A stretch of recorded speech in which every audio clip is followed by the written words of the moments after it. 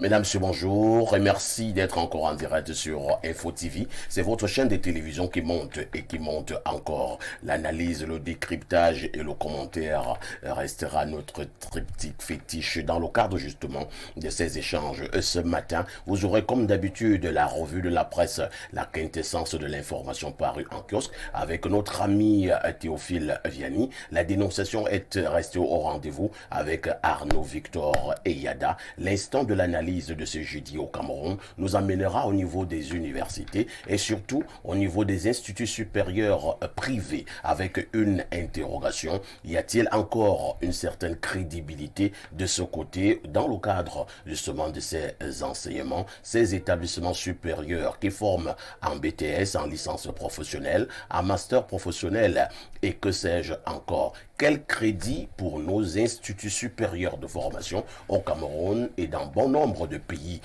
africains? Ce matin, nous irons comme d'habitude jusqu'à 11h52 minutes, 10h, 11h52 minutes. Nous marchons sur le continent africain et nous accueillons nos invités qui répondent déjà présents ce matin. Je commence par Samuel Mbonjok. Samuel Mbonjok, bonjour. Bonjour, parfait Haïti. Bonjour à tous les milliers et les millions de téléspectateurs de cette chaîne Info TV qui est véritablement un grand rendez-vous médiatique. Et je vais dire que nous avons été sévrés pendant quelques jours, quelques semaines. C'était pratiquement un deuil national et international. Et j'ai pratiquement coulé des larmes parce que je m'imaginais le pire, mais vous m'aviez rassuré que les équipes techniques étaient à pied d'œuvre pour revenir en puissance. Il faut dire que Samuel, c'était une coupure volontaire. Nous étions en train d'installer des nouveaux équipements et plusieurs d'autres réajustements sur le plan justement technique. Maintenant, ils sont nombreux qui m'ont appelé.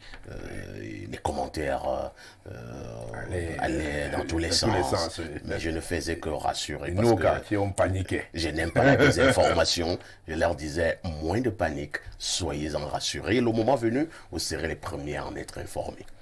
Merci vivement pour ce grand retour. Nous avons paniqué au quartier parce que nous savons que des gens n'aiment pas l'excellence, des gens n'aiment pas l'évolution, l'émergence. Et grâce à Dieu, vous tenez le pari. Je ne vais pas faillir à la tradition parfaite ici. À chaque fois que je suis sur ce plateau, de vous transmettre le bonjour de la jeunesse courtésienne qui nous écoute depuis le département d'Undé, plus précisément à Banganté. Et nous sommes scotchés. Nous sommes scotchés d'ici quelques heures du côté de l'Assemblée nationale, où Madame le ministre de l'Habitat et du Développement urbain doit passer devant la représentation nationale pour défendre le budget de son département ministériel pour le compte de l'année 2023. C'est un exercice de routine, mais qui fait appel à une parfaite maîtrise des programmes et des projets développés au ministère de l'Habitat et du Développement urbain. Et je pense que, comme par le passé, cela va bien se passer. Et puis, nous allons poursuivre le chemin qui est celui de la restructuration des villes camerounaises. Merci beaucoup Samuel Mbonjok. Vous transmettrez également nos salutations à Madame Célestine Ketia Cortés, Madame le ministre. À côté de vous, nous allons accueillir presque un enfant de la maison parce qu'il est là presque tous les matins. Lui, c'est Privat Nzam. Bonjour Privat.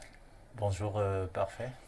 Il faut dire que vous bénéficiez d'un capital sympathie énorme au niveau de la grande classe des téléspectateurs.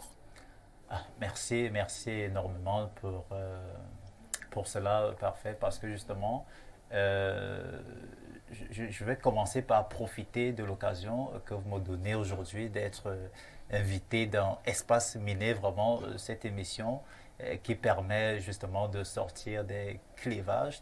Et donc du coup, je profite de vous féliciter vraiment Parfait parce que vous êtes assez bien positionné justement pour faire cette émission qui se veut grandiose et qui justement on en parle beaucoup au quartier. Peut-être que je ne vous avais pas dit cela auparavant.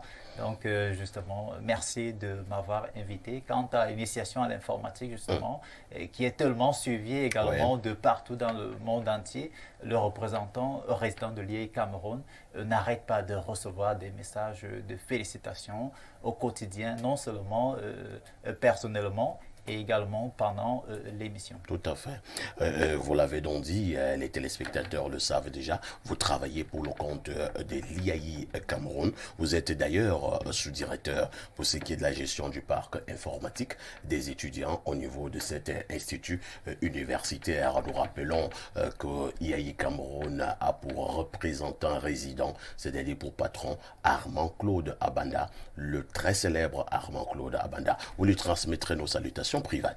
Je pense que le représentant, il est scotché. Ah, d'accord. Merci beaucoup. Cette télévision. Merci beaucoup. En face de vous, nous accueillons l'incontournable, l'inamovible, l'infatigable Arnaud Victor Yaya. Bonjour. Bonjour Perfecto, bonjour également au Riche Panel. C'est un plaisir pour moi d'être encore ici ce matin et je suis justement particulièrement très content aujourd'hui parce que c'est décembre et c'est mon mois de naissance. Donc, bon? Dans 10 jours exactement, je vais souffrir. Le 10 décembre. Le 11.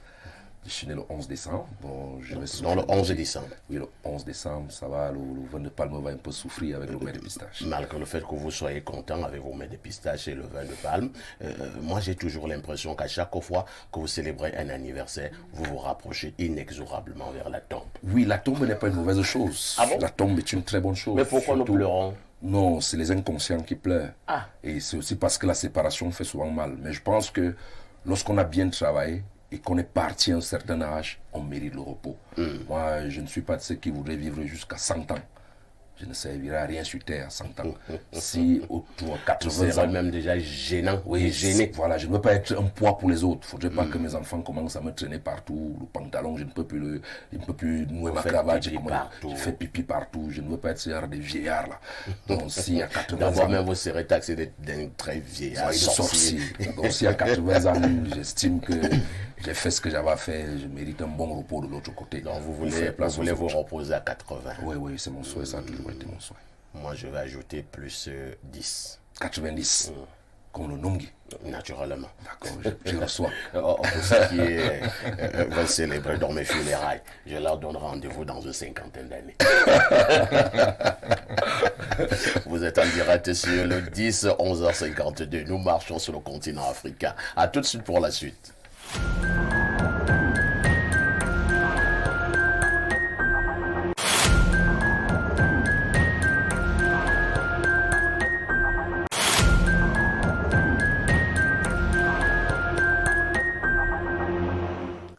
Théophile Vianney-Bia, bonjour. Parfait, ici bonjour, bonjour au panel, bonjour également aux téléspectateurs. Elles sont nombreuses, scotchées devant le petit écran ce matin, les téléspectatrices. Je n'oublie pas de saluer ces dernières.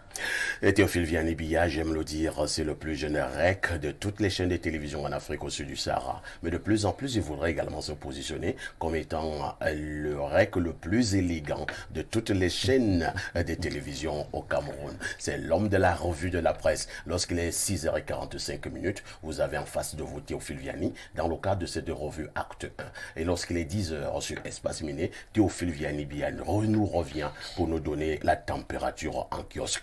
Théophile Vianney, que disent les journaux? Parfait, ici les journaux qui sont disponibles en kiosque ce matin parlent donc de cette affaire qui ne cesse de faire couler beaucoup d'encre et de salive, l'affaire André Onana. On revient également sur le drame survenu à Damas le 27 novembre dernier.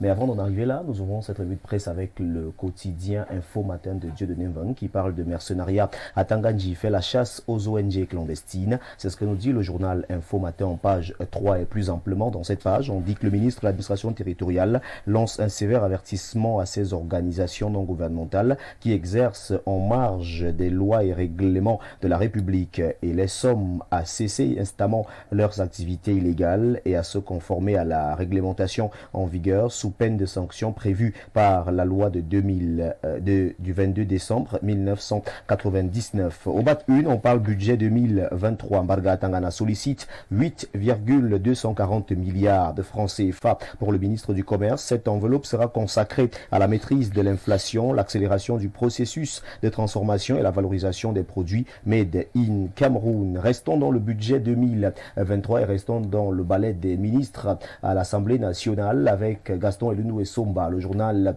La Météo parle donc de Gaston Elundou Essomba ce matin. Améliorer les conditions de vie des populations. C'est à lire en grande une du journal La Météo. Face à la commission des finances de l'Assemblée nationale le 30 novembre, le ministre de l'eau et de l'énergie Gaston Elundou Essomba a défendu une enveloppe de 285,276 milliards de francs CFA pour mener à bien les défis de 2023. Cameroun Tribune, le quotidien à capitaux publics, parle VIH ce matin. Le sida n'est pas fini. C'est ce que nous dit le journal Cameroun Tribune. La journée mondiale de lutte contre la pandémie ce jeudi est l'occasion de constater une tendance à la banalisation en raison sans doute des progrès accomplis dans la maîtrise de la maladie. On enregistre cependant une persistance des contaminations chez les jeunes, tranche d'âge qui n'a pas connu les années rudes du sida. On en parle de la page 19 à la page 21. Cameroun Tribune revient donc sur cette actualité et en petite une, on parle Coupe du Monde. Encore un coup d'éclat africain. On en parle de la page 27 à la page 31.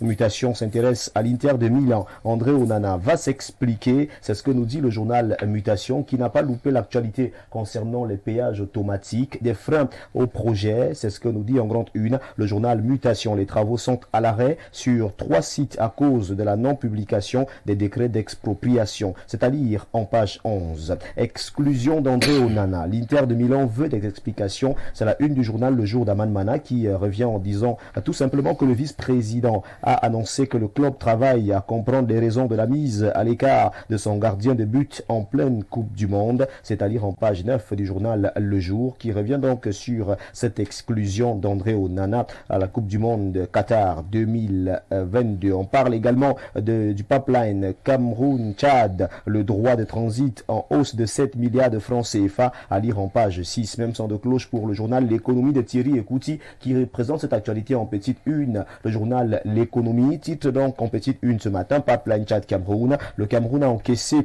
un droit de transit de 34,04 milliards de francs CFA en fin octobre 2022. L'intégralité de cette actualité est présentée en page 6. Lutte contre le terrorisme et la pauvreté. Les défis qui attendent Mahamat Idriss Déby à la commission du bassin du lac Tchad sont à lire en page 3. Il a été porté à la présidence de cette organisation lors des travaux du 16e sommet des chefs d'État et de gouvernement de la commission du bassin du lac Tchad tenu le 29 novembre 2022 au Nigeria. On parle de ce drame survenu du côté de Damas avec le quotidien de Jules Brice Ngaba. Éboulement de terrain à Yaoundé pour la Tangandji sur le site du sinistre à lire au journal Le Quotidien qui consacre sa grande une à cette actualité. Réalité plus de Paul Ngouaré qui dit consacre également sa grande une à cette descente du ministre de l'administration territoriale pour la Tangandji sur le site du drame au quartier Damas dans l'arrondissement de Yaoundé 3e. Le ministre pour la Tangandji. Voilà donc la réaction qui a été captée par ce journal. Il est urgent de déplacer l'école qui jouxte le site du sinistre au quartier Damas. Le ministre de l'administration territoriale était sur le site du sinistre ce 30 novembre à Tangandji. Prescrit des mesures urgentes pour préserver la sécurité dans le périmètre de la zone où 15 personnes ont trouvé la mort le 27 novembre 2022. Le régional qui est en kiosque, le journal de Rodrigue Ferrangani parle également de cette descente de Paul Tangandji, centre Damas, Paul Tangandji sur le site du drame. On en parle en page 6 accompagné de Nasseri Paul Béa, gouverneur de la région du centre et du préfet du Fundi. Emmanuel Maré Djigden, le membre du gouvernement, s'est rendu hier à Damas, lieu où s'est produit dimanche 27 novembre 2022 un glissement de terrain meurtrier dans le but de constater les dégâts causés par cette catastrophe. The Guardian Post Daily qui est disponible en kiosque revient donc avec cette réaction du ministre des Postes et Télécommunications, Minette Libom Liliken, qui invite les jeunes et les élèves ainsi que les étudiants à faire montre de beaucoup de responsabilités sur les réseaux sociaux. Soutien au groupe séparatiste dans le Nozo. 3 Camerounais inculpés aux États-Unis. C'est la une du quotidien bilingue Émergence qui revient donc avec cette actualité en page 3. On parle également sécurité routière. Encore une campagne spéciale de sensibilisation à lire en page 3 du journal Émergence, qui n'a pas loupé l'actualité concernant la fibre optique au Cameroun, Internet, la fibre optique à reconstruire dans 3 régions. On en parle en page 2. Coût de la vie en 2023 au bord du suicide. Titre en grande une, le journal de Feu Pius Ndiawe qui est disponible en kiosque. Il s'agit du quotidien Le Messager. Alors que le pouvoir d'achat est en chute constante depuis 3 décennies, le gouvernement fait passer un projet de loi qui augmente les prix des produits de consommation courante. On en parle en page 4. Bafoussam, des innocents détenus illégalement. Le journal revient sur cette actualité en page 6. The reporter de Lucas Tenenchefor parle de cette autre actualité. Ce journal vient donc présenter ici cette affaire concernant la descente du ministre de l'administration territoriale sur le site du drame. On en parle en page 2. C'est la petite une du journal The Reporter qui est en kiosque et qui revient sur cette actualité. C'est avec ce journal que nous refermons donc fièrement cette revue de presse Acte 2 sur Info TV. Mesdames, messieurs, de votre aimable attention, infiniment merci. Et nous vous invitons très massivement à vous rendre dans les kiosques pour vous procurer un journal au prix de 400 francs CFA pour que vive la presse camerounaise. Imbattable, implacable, inaliénable, indétrônable, incontournable est de votre fidélité. Mesdames, messieurs, merci de nous regarder tous les jours lorsqu'il est 10h. C'était la revue de presse avec TVB. Merci, parfait. Merci au panel. Merci. Hein. Vous avez dit avec qui? TVB. Théophile Vianibia. Exact. TVB, vous ne partez donc pas. Vous restez pour nous donner un ou deux faits saillants à développer dans le cadre de notre 19h et de notre 20h ce soir. Dans le cadre de notre 19h et de notre 20h, on va s'intéresser à la responsabilité concernant les autorisations de manifestation publique au Cameroun. On s'intéresse donc à cette responsabilité-là. À qui incombe la responsabilité au cas où il y a un drame lors d'une cérémonie? Maintenant, est-ce que toutes les cérémonies, toutes les manifestations publiques nécessitent impérativement une autorisation de manifestation? Qui est appelé à signer une autorisation de manifestation? Quelle est la procédure? On en parle tout au long de nos éditions de journaux du 19h et du 20h. On touche cette actualité parce que nous savons que c'est la période des fêtes de fin d'année et les uns et les autres vont organiser des manifestations. Il faut donc éduquer les populations. Il faut dire que c'est un sujet très important. Oui. Dans la mesure où, en cas d'incident. En cas d'incident. Pour parler comme au quartier au Cameroun, quand ça devient compliqué. Ça devient souvent très compliqué. Quelqu'un va te dire, ben attends, moi j'ai organisé mon anniversaire. Où est le problème? Il faut d'abord que j'ai une autorisation pour cela. C'est très important. Un patron, il disait souvent que quand tout est bien, c'est bien. Oui. Mais lorsqu'il y a un problème, c'est là on se rend compte que, attention, donc on a failli quelque part. Oui. Il faut dire déjà de manière globale qu'il faut apprendre à déclarer nos manifestations. Et c'est prioritairement le sous-préfet de la localité oui, qui est chargé de signer cette autorisation à manifester. Même s'il faut aussi dire à Théophile Viani, nous ne faisons pas déjà le papier, mais nous allons dire que par moment aussi les sous-préfets jouent beaucoup avec ce pouvoir qu'ils ont entre leurs mains.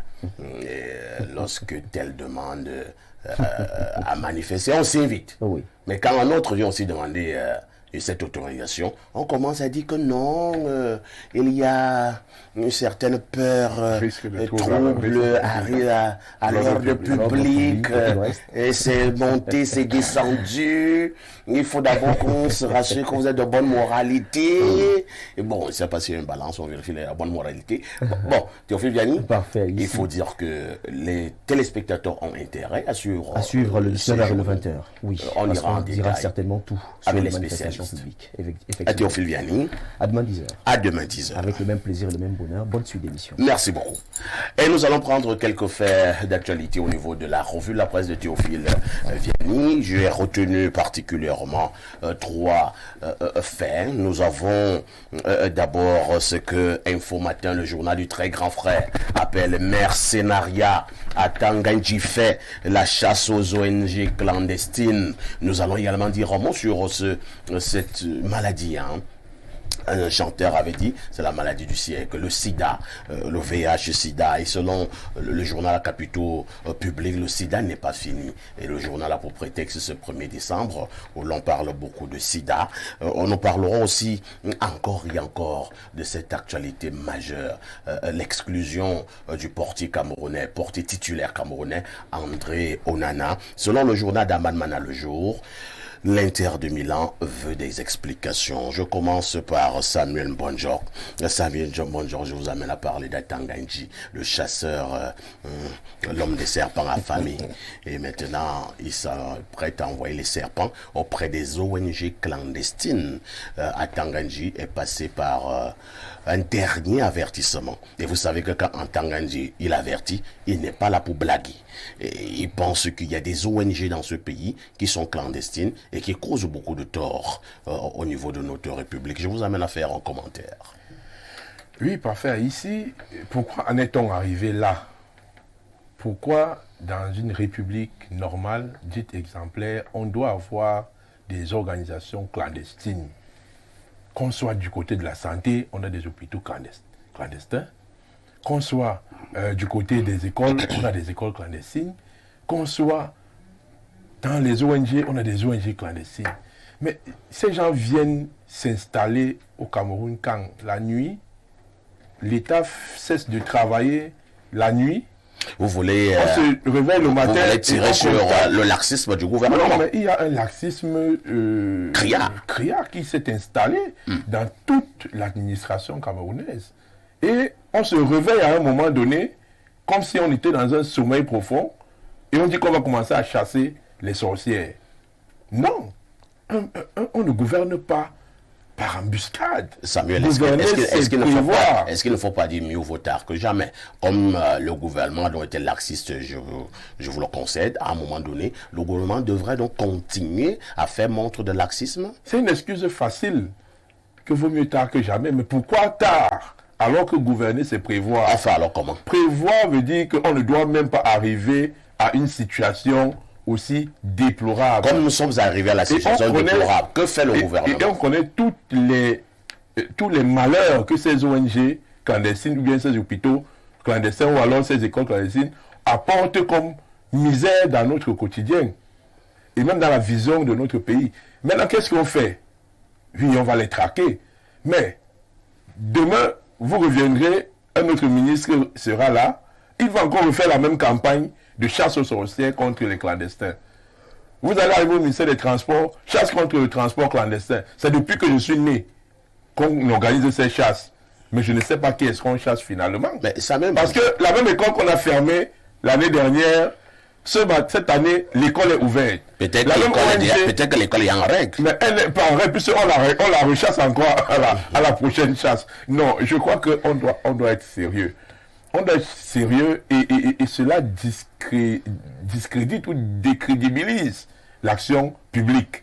Nous demandons donc que cette fois-ci soit la bonne, la meilleure et la dernière. Merci beaucoup.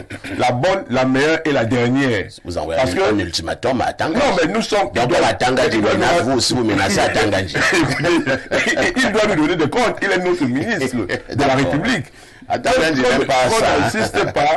Qu'on n'assiste pas à des répétitas, alors que au fond il n'y a rien. Que ce soit la bonne et la dernière. Merci beaucoup. Je vais passer la parole à Arnaud Victor Eyada. Arnaud Victor, nous parlons en souriant, mais je pense que c'est un sujet importantissime. Les ONG clandestines. Nous en avons vu certaines lors de cette lutte que le Cameroun mène contre la secte islamiste Boko Haram depuis des années. Des ONG qui étaient pratiquement de mèche avec des terroristes. Nous l'avons encore vu au niveau du Nozo dans cette autre lutte où certaines ONG se sont montrées véritablement dangereuses dans le cadre justement de cette lutte. Alors, si le ministre de l'administration territoriale Atanganji monte au créneau pour lancer cette chasse aux ONG clandestines, n'est-il pas dans son rôle?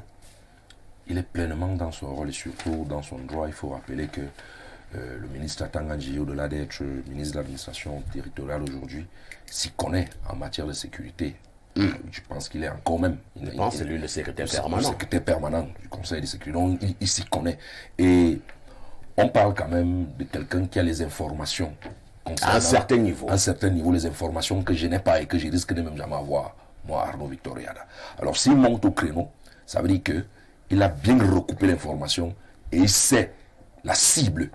Rappelons-nous ici, vous l'avez déjà même fait, que lorsque le Nozo chauffait encore, on a surpris une ONG avec des armes dans un véhicule qui était censé apporter secours aux sinistrés. Et nous sommes, qu'on le veut ou non, en temps de guerre. Ça fait mal de le dire. Mais avec également la fin du régime, il faut le dire ainsi, avec une potentielle élection dans les années 2025, il faut faire très attention avec tout ce qui entre et tout ce qui sort au Cameroun en ce qui concerne la sécurité. Moi, je pense que le ministre Atangandji a vu clair et net et nous ne pouvons que l'accompagner dans cette logique-là parce que il y va de l'intérêt, il y va de la souveraineté de notre pays et surtout de la sécurité. N'oublions pas que le Cameroun a toujours été présenté comme un îlot de paix. Et beaucoup à un certain moment estimaient même qu'il fallait qu'on donne le prix Nobel de la paix au président Paul Biya. Mais depuis quelques années aujourd'hui, on est secoué par des guerres Boko Haram à gauche. Aujourd'hui, la situation du Nozo, les ennemis du Cameroun utilisent donc ces organismes non gouvernementaux à but non lucratif pour infiltrer et déstabiliser véritablement le pays. Moi, je pense que le ministre a vu juste. Très bien. Et comme c'est un serpent affamé, quand il vous mord, rassurez-vous que le venin est dangereux. Le ministre Paul Atangandji a donc vu juste. Nous ne pouvons que l'accompagner. Ces ONG clandestines doivent désormais bien se tenir. Et surtout que le ministre Atangandji dit que pour le cas du Cameroun, il y a une réglementation à respecter. Privat Ncham, je vous amène sur un autre terrain, celui de la santé. Et c'est pour vous amener à poser un commentaire sur le sida avec le journal à capitaux public Cameroun Tribune que dirige jusqu'à ce matin encore Marie-Claire Nana. Elle nous fait comprendre que le sida n'est pas fini. Contrairement à ce que vous pensez, le sida n'est pas fini. Et elle a eu pour prétexte le 1er décembre pour le dire, où l'on parle beaucoup de sida au niveau du monde entier. Votre réaction? Merci, parfait. Ici, je pense que justement, elle a relevé, elle a su susciter encore cette histoire de sida parce qu'à un certain moment, on a eu comme l'impression qu'on n'en reparle plus. On n'en parlait plus. Pourquoi? Parce qu'il y a d'autres maladies qui ont fait apparition à l'instar, n'est-ce pas, de Covid-19. Et puis, on oublie. Et sans toutefois... n'est-ce pas, m'attarder là-dessus. Moi, je pense qu'il faut peut-être aller un peu plus loin, regarder également certaines maladies qui terrorisent justement l'Afrique, à l'instar, n'est-ce pas, du paludisme. Pourquoi prendre tellement beaucoup d'argent, mettre tellement d'intensité sur, n'est-ce pas, des maladies telles que Covid et pourquoi ne pas mettre aussi assez d'intensité parfait justement sur les maladies telles que le paludisme, parce qu'à cause du paludisme, il y a tellement de décès. Il faut dire que le paludisme, pour l'instant, reste l'une des premières causes de mortalité en Afrique subsaharienne. Donc justement, parce que si on entre un peu dans les statistiques, vous verrez justement que le sida tue moins que le paludisme en réalité. Mais parce qu'elle en reparle justement, peut-être qu'il faudrait essayer de revoir parce qu'avec la sexualité qui bat le plein, justement, de nos jours, les jeunes filles ont pensé, en tout cas la jeunesse, est en train de se lancer dans cette activité où justement il suffit tout simplement de vous connecter. En fait, c'est devenu la publicité. Ce sont les plateformes maintenant où on fait justement la publicité du sexe. Donc justement, on ne sait plus, on reçoit même des messages anonymes. Il y a une industrie du sexe. Donc vraiment, je pense que les gens ne boivent que du sexe. Parfait. C'est le sexe à gogo. Donc justement, je pense que c'est peut-être l'heure, c'est peut-être le moment de recadrer et de refaire penser aux personnes que justement le sida n'est pas loin. Le sida n'est pas loin, le sida n'est pas fini, c'est ce que Marie-Claire Nana nous dit ce matin. Effectivement, lorsque nous allons, nous sommes au niveau des rues, j'ai l'impression que les gens n'achètent plus ce que nous appelons les préservatifs. Ils sont rares qui achètent encore la banane avec la peau. Arnaud Victor dit qu'on ne peut pas manger la banane avec la peau. Vous suivez les raisonnements. C'est Arnaud Victor qui le dit. On ne mange pas la banane avec la peau. C'est bien Arnaud Victor. J'accueille Gabriel Eka Ouna qui nous a encore rendu visite ce matin. Bonjour Gabriel. Bonjour, parfait. Comment vous allez? Je vais comme le Cameroun. C'est-à-dire bien. Bien. Bon, on peut avoir mal aux pieds. Mais ça ne veut pas dire qu'on est tout à fait... On est handicapé. On n'est pas handicapé. Gabriel Kaona est le promoteur culturel du festival Yanda Cameroun. Ça veut dire quoi cette affaire? Le festival Yanda, festival culturel et sportif Yanda Cameroun, veut dire que nous entendons désormais réunir tous les Yanda, tous les professionnels de la soudure des eaux. Ceux-là qui... Non, on n'a pas bien compris, hein? Les professionnels de la soudure des os. Ouais. Ça veut dire quoi? On soude les os. On ressoude les os brisés. Ça veut dire ceux qui peuvent masser et refaire un os Ah, d'accord. naturellement. Non, en Béti, on dit un mbap. Un mbap. Oui, C'est ça, non? oui, nécessairement en bêtis. Oui. On le dirait autrement ailleurs. Dans, C'est-à-dire que, pour que les gens comprennent bien, Ouais, ouais. Gabriel et Kaona, c'est-à-dire que les Yanda sont des spécialistes à ces massage. niveaux, dans le Ouais, massage. voilà. Si quelqu'un s'est fait mal, c'est-à-dire qu'il a une fracture, nécessairement. on peut l'amener sur un Yanda. Oui. Apparemment, c'est inné. C'est inné. C'est Et pour qui cela. peut vous masser et vous remet le pied en état. En état, sans avoir besoin du plâtre. Est-ce que ce n'est pas simplement des histoires à dormir debout? Plusieurs, moi-même, j'ai vécu l'expérience en le faisant. Votre dos s'était cassé? Mon dos ne peut pas se casser et je le masse. J'ai massé plusieurs personnes qui se sont remis et puis qui se sont remises et j'ai vu beaucoup de mes parents le faire. Je dis, je crois qu'après Isaac, je ne sais pas qui, dans la Bible, je crois qu'il n'y a que les Yanda qui ont reçu cette onction de pouvoir. Et ces Yanda, où est-ce qu'on les retrouve? Parce que ça devient très intéressant là. Il Les y a pas Yanda, mal de c'est gens une- qui ont des fractures et ceci, cela. Les Yanda, c'est une très grande communauté. C'est pour ça que nous regrettons que jusqu'à ce jour, qu'ils ne se soient jamais mis ensemble pour que l'on reconnaisse leur place. Après le recensement que nous avions fait, nous sommes pratiquement à relativement une cinquantaine de grandes communautés dispersées entre les anglophones, les nordistes et les sudistes. On les retrouve pratiquement. Ici à Olembe, vous voyez la zone qui a offert le terrain, l'espace qui... Là, il y a le stade. Le stade. Il y a les Yanda, C'est c'est la niveau. communauté Yanda Donc, ce sont les Yanda qui ont qui offert ont le terrain. offert ce terrain pour qu'on puisse avoir aujourd'hui le grand stade Paul Biya. Nous avons une très forte communauté à Mvengue. Hein, juste après Ngomzap, le premier village, Kulunganga, est un village pratiquement Yanda. C'est-à-dire à Kulunganga, à Oui, Ebom, Kulunganga, à Ebom, Wom, Tiga, pas Tiga, Okarobele, tout ça. Les choses, plusieurs villages comme ça. On a environ une cinquantaine de villages dans le pays qui sont là uniquement pour refaire les eaux cassées. À l'est, on a les Bobilis. À Campo, il y a les Yassi. À Douala, on a les Yassa. Ah bon? Oui, Donc, les Yassa sont les des Yassa, Yanda. c'est des Yanda. Ah bon? Oui. C'est à découvrir. Vraiment. Vraiment. Nous avons les Yende, il y a les Yamben ici sur la route de Bafia. Nous les avons même du côté d'Afanoyo. À Fanoyo, ici les Mokumbu, les Mbeli, il y a aussi un Tuisson, il y a un Kolbien, il y a Etoile, net après, avant d'arriver à Et Fanoyo. toi, là où un blanc était venu épouser un noir, là, un Camerounais. Un blanc. Je n'ai pas la bonne histoire. Non, c'est un village Yanda. Je ne connais pas parfaitement.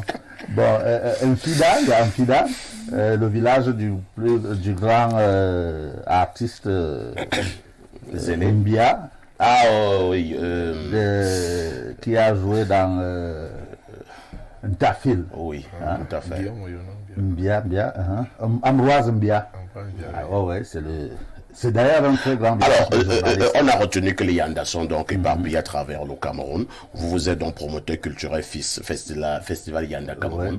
Vous l'organisez quand et il s'agit de quoi exactement? Il aura lieu du 9 au 11 décembre. Ça veut dire de vendredi 9 au dimanche 11. Il va se passer plusieurs activités culturelles pour que les Yanda puissent ramener, refaire leur culture, parce qu'ils ne sont pas connus seulement pour le massage, on les reconnaît aussi dans beaucoup d'activités. Il faut déjà le dire ici qu'on parle du Mbali et tout dit, c'est plutôt le Mbali Yanda. Le Mbali, la danse Mbali vient plutôt à ses origines chez les Yanda. On va donc découvrir ces activités-là. Les Yanda veulent refaire leur culture entièrement. Pour cela, nous allons refaire des jeux très anciens, tels que Alavubade, tels que le Songo, joué par les Yanda. Il y a aussi beaucoup de musique. Les patriarches vont tous les soirs, les patriarches d'un très haut niveau, vont tous les soirs nous faire comprendre, chaque patriarche venant d'un certain village, va nous dire pourquoi le nom de son village et d'où ils viennent.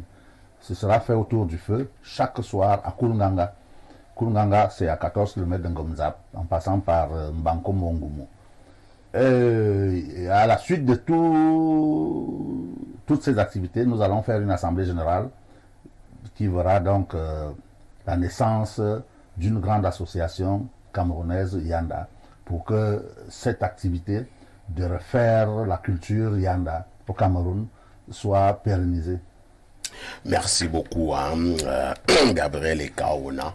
Vous ne partez pas, vous-même, vous êtes donc un digne fils de Yanda, vous êtes le promoteur culturel et sportif Festival Yanda Cameroun qui se tient du 9 au 11 décembre prochain du côté de Kulunganga. Kulunganga, c'est dans l'arrondissement de Mvengue, dans le sud de Cameroun. C'est à 14 km après Ngomdiap. De toutes les façons, nous vous souhaitons plein succès dans le cadre justement de ce Festival Yanda. Ah oui, nous demandons à toutes les communautés qui n'ont pas été contactées cette fois-ci de pouvoir envoyer des représentants parce que c'est très important cette réunion que nous allons tenir sur place. Merci beaucoup. Et nous prenons encore un verre d'eau.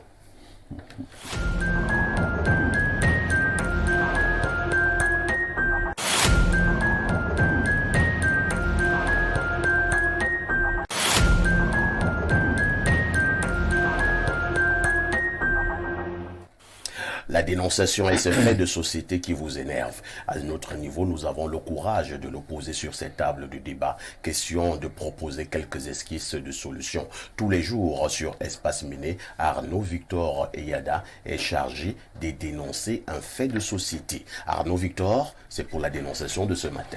Ce matin, je vais dénoncer certaines femmes, certaines, je précise, qui aimeraient que leur mari soit très performant au lit, qui aimerait que lors des ébats, le mari soit très faf, mais qui en même temps refuse que ceci aille aux fesses.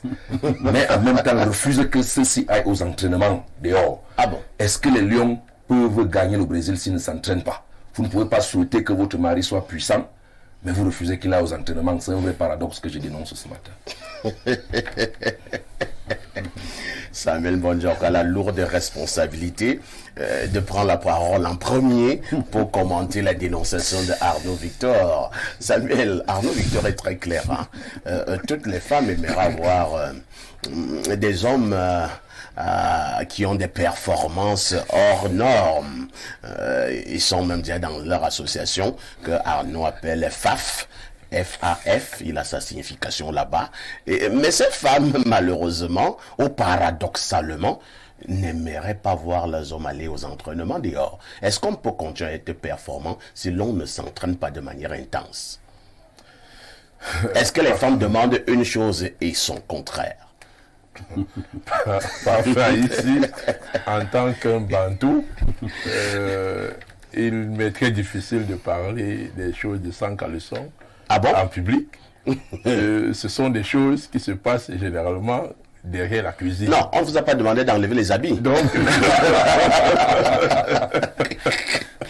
mais ce que je veux dire face à cette dénonciation, c'est tout à fait normal que les femmes exigent une certaine performance à l'homme, parce que même dans la Bible, la sexualité fait partie d'un triple lien dans le mariage. maintenant, en tant qu'Africains, je crois que nous avons nos techniques d'entraînement que nous n'allons pas dévoiler ici à Mondo Vision. Ah bon? Et vous n'allez pas dire à votre femme que je m'en vais m'entraîner. Ce n'est pas une compétition. Est-ce qu'on peut dire qu'on vous entraînez comme internationale? En tant qu'Africain, ceux qui comprennent peuvent comprendre. Donc, quand les Lions ne tentent pas de s'entraîner, on donne le programme des entraînements parce que c'est une compétition internationale. Tout le monde doit être au courant des séances d'entraînement. Mais là, nous sommes dans des compétitions privées et les entraînements aussi sont privés. Donc, il est important de se mettre en forme à tout moment lorsqu'on veut jouer un très grand match, surtout quand on a le Brésil en face. Nous devons être en super forme et les entraînements sont nécessaires et même obligatoires. Merci beaucoup. Nous passons la parole à Private Nzam. Private, j'espère que vous ne direz pas comme Samuel que ces choses-là, vous aimez en parler dans la nuit, entre quatre murs, mais personne ne vous a demandé de vous déshabiller. C'est un fait de société. On peut parler en riant, mais c'est un fait quand même important. Les femmes aimeraient avoir des hommes qui ont une virilité hors du commun. Entre-temps, les mêmes femmes n'aimeraient pas voir leurs hommes s'entraîner. Et quelqu'un me disait, lorsque je faisais encore les études, c'est tout ce que j'avais retenu au niveau du cours de sciences. À l'époque, nous disions sciences naturelles. On disait, un muscle qui travaille fait comment? S'hypertrophie. Et celui qui ne travaille pas, il s'atrophie. Tout à fait. Alors, merci, parfait. Je pense justement, les femmes elles ont raison de réclamer vraiment cette performance, mais je pense que cette performance dépend aussi de la relation qu'il y a entre le couple, parce que généralement, lorsque tout va bien, tout va bien. Et lorsque généralement il y a des petits des couacs, parce que ça joue sur la psychologie, n'est-ce pas, de l'homme, parce que il faut aussi revoir ça, la façon dont vous prenez votre homme à la maison. Est-ce que vous l'accueillez bien lorsqu'il rentre du boulot? Est-ce que tout va bien? Est-ce que tu prends bien soin de la maison? Est-ce que justement tu remplis également tes tâches de femme? Donc, psychologiquement, si on doit regarder tout cela, je pense que ça joue également. Et si on doit retransposer, tel que Eyada l'a dit tout à l'heure. Private, vous êtes dans la philosophie. La dénonciation d'Eyada est très claire. Vous êtes dans la philosophie, il faut transposer ceci, il faut revoir les conditions d'accueil.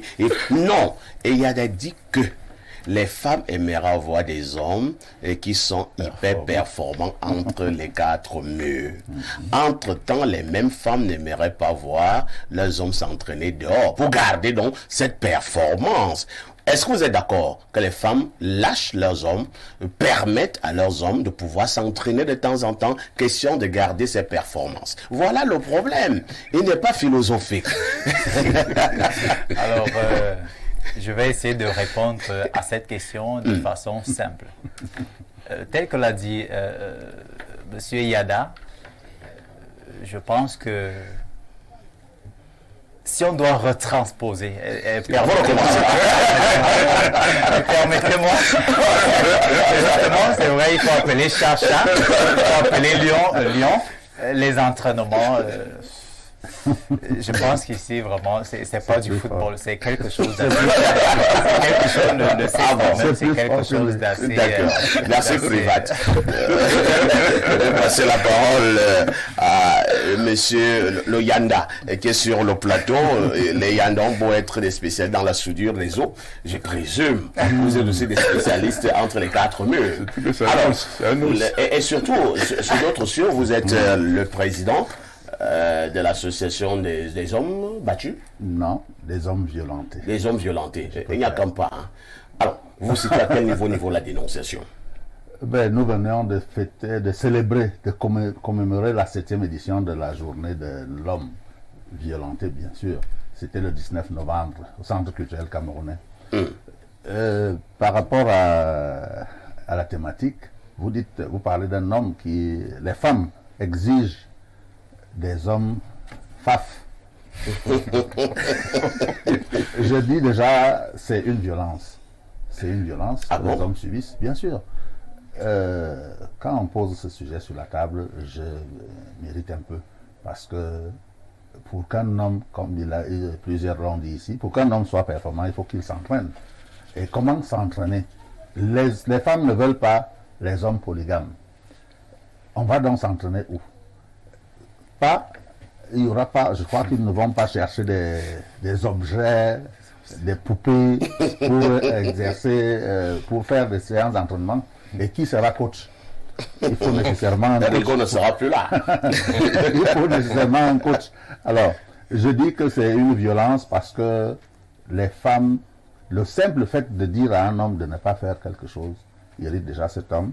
Et la psychologie veut que l'homme soit en bon état, qu'il réfléchisse bien, qu'il soit gai, content, pour qu'il puisse être turgescent.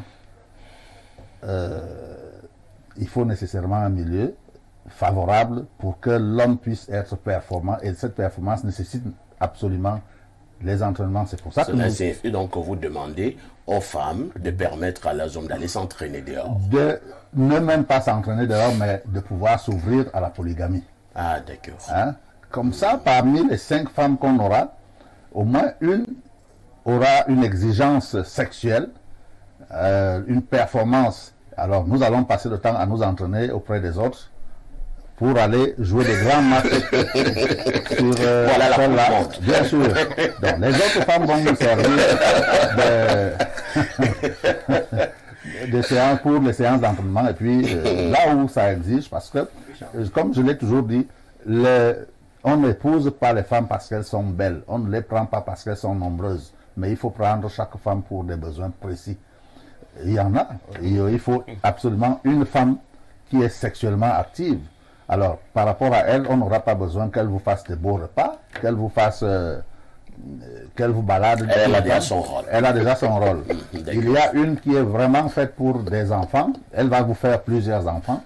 Et il y a l'autre qui regarde votre costume à tout moment. Est-ce que tu es bien habillé ce matin? Pourquoi tu as mis cette cravate? Alors, on les prend comme ça selon les rôles de chacune. Et une, parce qu'on aime bien ces choses-là.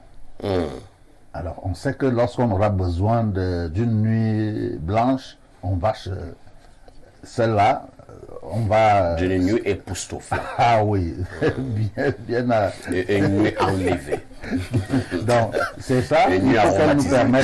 Je crois que si cette demande était vraiment bien posée, on nous aurait réduit au moins au niveau du code civil ou du code de la famille ce volet qui veut qu'il y ait un choix à la mairie où le maire dit: Madame, vous voulez quoi, la polygamie ou la monogamie? Il faudrait qu'on nous enlève ce volet-là. Donc la question là n'a pas de sens. Elle n'a pas de sens parce qu'on ne peut pas vouloir qu'est-ce qu'on dit? L'argent du beurre. Une chose et son contraire. Voilà, une chose et son contraire. Il faut pouvoir enlever, éradiquer. D'autant plus que le Cameroun est d'office, nous le connaissons, c'est les conventions et autres qui viennent nous gêner un peu. Nous sommes purement un pays polygamie. Il faut dire que le professeur Messanga Yamding est le président de l'association pour la défense de la polygamie. Messanga Yamding. Il ne parle pas seulement que de politique. Hein. Ah oui, c'est ça. Il est très regardant sur des choses ayant trait à la polygamie. Et il soutient d'ailleurs la polygamie. Lui-même étant polygame. Et Samuel me dit que lui-même est polygame. D'accord. Il faut Arnaud Victor. Arnaud Victor permet de gérer les... Vous-même qui avez raconté, vous qui avez donné la dénonciation, on vous pose la question de savoir s'il est évident que ça, une femme puisse quand même accepter que son homme aille dehors, ne fût-ce que pour ce que vous appelez là entraînement, pour garder la forme à la maison. Donc je voudrais être clair. Hein. Il y a des femmes qui n'exigent pas de leur mari qu'il soit de longs courriers dans la nuit. Ces femmes n'ont aucun problème. mais celle qui exige que les hommes soient performants et qu'ils marquent les buts décisifs lors des grands matchs, doivent donner tous les moyens pour que ces hommes aillent s'entraîner. C'est clair. J'ai vu comment privé et Samuel était gêné de parler parce que leurs femmes regardent à la maison. Ils sont gênés, ils ont peur. Il faut dire la vérité. C'est clair. Soyez beau, soyez riche, donnez tout l'argent du monde à votre compagne. Si vous ne marquez pas les buts décisifs dans les grands matchs, vous êtes mort de gueule. Comme le match que vous serez traité de demain contre le Brésil. C'est clair, c'est un fait ce sont des faits. Et un bon joueur nécessite les entraînements. Ma voisine a eu des terribles problèmes avec son mari un jour parce que le monsieur est sorti le matin, il s'est habillé, elle a vu. Quand il rentre, elle constate que le monsieur est déjà épilé. Le monsieur qui t'a épilé. Il a répondu que c'est le coach. Ça fait un terrible problème. Quel coach? Mourinho. Il a dit que c'est le coach. Donc, le coach avait constaté que lors des entraînements, les chaussettes étaient percées et les godasses étaient percées. Le coach a juste rafistolé les godasses pour que lors du grand match, les buts soient décisifs. Donc, moi, je pense qu'on doit sortir du carcan de l'hypocrisie. On ne peut pas vouloir une chose et son contraire. Si vous voulez les hommes performants, laissez les hommes aller aux entraînements. Merci beaucoup. Lisons les nombreux messages jusque-là enregistrés ce matin. Bonjour Parfait, c'est Parfait des Bolova. Ah d'accord, bonjour Mbombo. C'est donc Parfait des Bolova. Par rapport à la dénonciation, je voudrais dire qu'on n'a pas besoin d'un autre stade d'entraînement que celui de notre femme. Le muscle là ne se développera bien chez madame. Autre message ce matin. Bonjour Perfecto, ton père Yanda, si a priori est inoffensif, mais quand on suit les mots qui sortent de sa bouche, c'est la magie. Et Yanda recommence son affaire de chat effrayé, de crabe renversé, juste pour nous créer des problèmes à la maison. C'est Saïd et DiCaprio depuis Garoua qui nous envoie le message. Autre message ce matin. Bonjour les dignitaires, parfait, je t'imite, je répète, on ne boit que du sexe et il y a l'industrie du sexe, le sexe à gogo. Vraiment la pauvreté va nous finir et il y a de toi encore avec tes dénonciations. Les entraînements, les recyclages sont très importants pour toute entreprise, mais allons-y sagement car nos femmes sont possessives et violentes. Elles ont peur que l'homme ne finisse l'argent dehors. C'est Roger Abonamoussadi à Douala qui envoie le message. Nous partons du côté du Burkina Faso. Salut le plateau. Je salue le monsieur qui parle du massage et fracture des os, c'est-à-dire le yanda. En français facile, au Burkina Faso, on les appelle les rabouteurs. Ils sont très importants dans notre société. S'agissant de la dénonciation, vraiment mon ami Yada, Mbappé est très performant pour le PSG. Alors, penses-tu que le staff technique voudra que Neymar et autres s'entraînent ailleurs pour venir performer lors du match? Il faut s'entraîner sur le terrain du PSG, tout simplement. C'est Paul depuis Ouagadougou. Le PSG a un stade d'entraînement et le Parc des Princes pour les matchs. Est-ce qu'on s'entraîne? Le PSG a un stade d'entraînement et le Parc des Princes pour les matchs. Autre message ce matin. Bonjour le plateau, je vous demande de bien vérifier le régime matrimonial officiel au Cameroun. C'est la polygamie et ces gens de Yaoundé qui parlent. Ça veut dire quoi? Le régime matrimonial au Cameroun, c'est la polygamie. C'est-à-dire? Mais par une ordonnance. Par une ordonnance signée par le chef de l'État, on a adopté le choix de demander au couple de pouvoir choisir soit la monogamie ou la polygamie. Mais le principe, c'est la polygamie. C'est la polygamie. Et c'est pour ça que j'ai dit tout de suite qu'il fallait qu'on essaye d'ouvrir la faille sur cette ordonnance. Pourquoi ne pas l'annuler? Parce que c'est une ordonnance qui crée trop de dégâts. Merci beaucoup. Lisons encore un autre message. Bonjour Perfecto. Il y a tout un panel. Vous voulez que mon mari aille s'entraîner où? Avec qui? On ne peut pas pratiquer l'entraînement là ensemble. En tout cas, moi, tu es mon mari, tu dois jouer attaquant et marquer des buts. Pancras de Guidère. Pancras pense qu'ils peuvent s'entraîner ensemble. Il faut pouvoir dribbler son adversaire. Bonjour Perfecto, bonjour les panélistes. Pourquoi tant de haine envers sais pas. Il dit pourquoi tant de reines envers Eto'o. Quelqu'un a parlé d'Eto'o ici, aujourd'hui? Vous en faites. Non, c'est le message d'aujourd'hui. Vous en faites une fixation. Hein. Moi, je parle d'un autre style d'entraînement.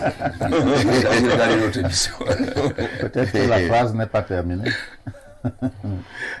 Il n'est pas à l'origine de l'exclusion de André Onana. J'ai suivi la version de Rémi Ngono. Pourquoi Ambassa n'aime pas un autre célèbre et jeune Edjoa, Jean-Marie Ambalmayo? Et Ambassa qui a parlé de tout ici.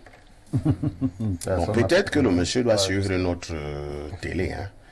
Hein, mon ami, reviens-nous. C'est peut-être là d'abord écrit le message avant que l'émission ne débute. Je vous involontairement ce matin, j'ai décidé de ne pas parler de la tanière. J'ai donc désillusionné beaucoup qui nous attendaient. Les gars avaient préparé le message avant que l'émission ne débute. Et Yadatu est fou, point. On s'entraîne quand on est dans le copinage. Et si tu sens que tu n'es pas prêt sexuellement parlant, ne te marie pas. Et c'est Irène des Bolova qui envoie le message. Et Irène ne veut même pas de débat. Bonjour à vous, le plateau. Juste un bonjour très particulier à mon cher ancien encadreur professionnel. Je défilais entre les chaînes et j'ai été agréablement surpris lorsque je l'ai vu à la télé. Je suis Mankolo Ben, ancien stagiaire de Monsieur Ntam. Il me reconnaîtra. Merci à vous. Vous l'avez reconnu? Ah oui, bien évidemment. Nous l'avons encadré justement en maintenance et informatique.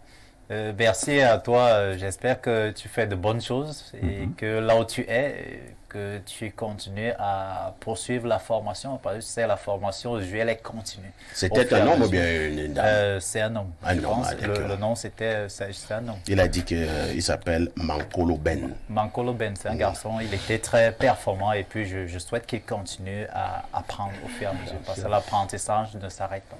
Très bien. Un autre message. Bonjour, parfait. Quoi qu'on dise, le ministre à Tangandji travaille. Voilà au moins un ministre qui peut arrêter la corruption dans ce pays. Bravo, excellence. Envoie leur tes serpents affamés. C'est Djibril Franc-Mathieu N'Djamena qui envoie le message. Et il pose une autre question à notre ami de N'Djamena. Au nord, les Yanda sont où parfaits? Est-ce qu'on retrouve aussi les Yanda au nord? Oui, on nous a situé les Yanda au nord, je crois. C'est en Ngaoundéré. Nous allons continuer. On va vous donner plus de précision. Voilà. Mais on vous dit dire qu'on les retrouve aussi en Ngaoundéré. En Ngaoundéré, c'est dans la Damawa. Autre message. Bonjour, parfait. Le ministre ne doit pas se lamenter. Souvenez-vous de Transparency International. Pendant les élections présidentielles, c'était silence et radio du gouvernement. Gabal à Douala. Gabal, je ne sais pas de quoi tu parles. Il faut m'envoyer un peu plus de précision. Pourquoi le gouvernement n'a rien dit sur Transparency après les élections? Des faux observateurs. Samuel apparemment connaît c'est de quoi tu parles. Moi, je n'en sais rien. Autre message ce matin. Bonjour à vous, plus particulièrement à Monsieur Parfait Haïssi. Concernant le thème, un couple qui craint le Seigneur n'aura pas ce genre de problème. Quant à moi, j'ai connu mon mari, il était tellement nul dans ce domaine. Et avec le temps, il est devenu très viril, puisqu'il s'entraînait sur mon stade. Et aujourd'hui, il est coach, attaquant, défenseur et gardien de but. C'est Nadia de Kondangui qui envoie le message. Quand vous ne livrez pas de match amicaux, comment vous allez savoir si vous êtes performant ou si vous n'êtes pas performant? Ça c'est clair. Ça veut dire que Nadia est devenue le coach de son mari et maintenant il y a eu des performances. Félicitations Nadia. Bon, il y a quelqu'un qui vient encore répondre là par rapport au message que le monsieur a envoyé sur Eto'o. Une autre personne vient répondre en disant il parle de Niemek. Niemek n'est pas sur le plateau. Mais vous voyez Niemek partout, même dans vos rêves et tout ça, vous voyez Niemek. Autre message très rapidement. Allons au niveau de la simple messagerie. Nous les avons déjà abandonnés depuis quelques semaines pour nos amis qui n'ont pas de téléphone Android. Et je ne sais pas pourquoi, ils ont des téléphones Choronko. Et ils sont des blagueurs. De ce côté, quelqu'un me dit simplement bonjour. Alors, je ne comprends pas ce message. Hein. Il est tellement bizarre et je saute. Bon, je préfère que nous prenions encore un autre verre d'eau. À tout de suite pour la suite. J'ai bien réfléchi et j'aimerais que tu m'apportes un décodeur Easy TV. Pour les fêtes, il y a plein de programmes pour nous les enfants. Que la fête commence. C'est trop chouette.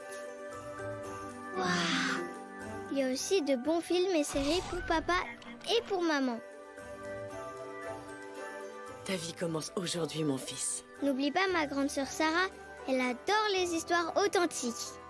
Waouh, je ne te savais pas si romantique. Pour les fêtes, vos chaînes bonus sont offertes pour toute recharge à seulement 3500 francs par mois. Offrez un Noël magique à toute la famille avec Easy TV.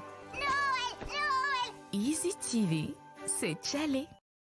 Acteurs sociaux, hommes de culture, de sciences, opérateurs économiques, autorités administratives, traditionnelles et politiques. Ceci vous concerne. Vivez la 2e édition du grand festival socio-culturel du peuple Bazou, organisé par Sa Majesté Vincent Chouake Majou, du 11 au 18 février 2023 sur l'esplanade de la chefferie supérieure Bazou. Un événement placé sous le très haut patronage du président de la République du Cameroun, avec les parrainages du ministère des Arts et de la Culture, du Commerce, de l'Habitat et du Développement Urbain, le Conseil régional de l'Ouest, la Fédération camerounaise de football et la commune de Bazou. Festival Koki 2023. Au programme, foire artisanale, agro-pastorale, concours Miss Mama Kilo, Miss Kekra 2023, atelier de préparation des mets locaux, commémoration des figures emblématiques de Bazou. Contact.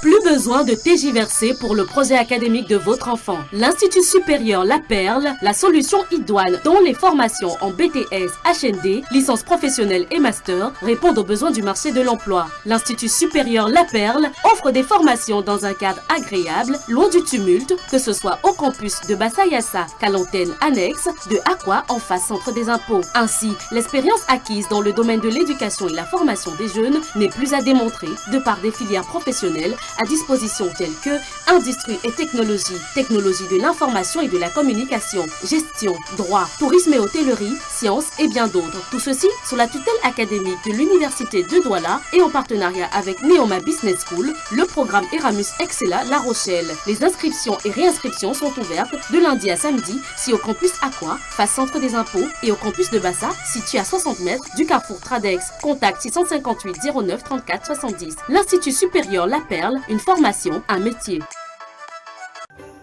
Cher Père Noël, j'ai bien réfléchi et j'aimerais que tu m'apportes un décodeur Easy TV. Pour les fêtes, il y a plein de programmes pour nous les enfants. Que la fête commence. C'est trop chouette.